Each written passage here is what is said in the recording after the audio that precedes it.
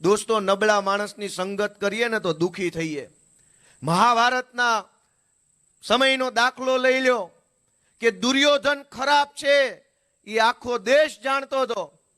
તેમ છતાંય ગુરુ દ્રોણ જેવા, ભીષ્મ પિતામહ જેવા સજ્જન માણસો દુર્યોધનના ગાડે બેઠા.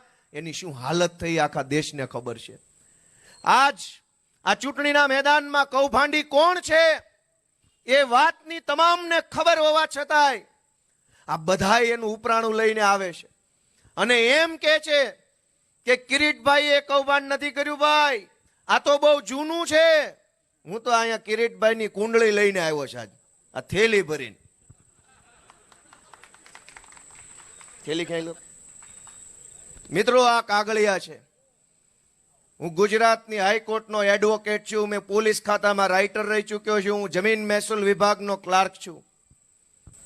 દોસ્તો, આ મારા હાથમાં જે કાગળ છે એ કિરીટ પટેલે આખા જુનાગઢ જિલ્લામાં સહકારી બેંકમાં કરેલા કરોડો રૂપિયાના કૌભાંડના કાગળ છે.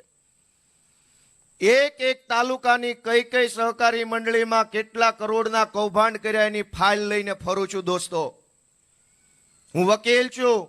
હું દાવા સાથે આ સરસઈના ચોકમાં ઉભો રહીને કહું છું તો કિરીટ પટેલ કૌભાંડી ન હોય તો ગોપાલ ઇટાલિયા સાથે જાહેર મંચ ઉપર ડિબેટ કરવા આવી જાય.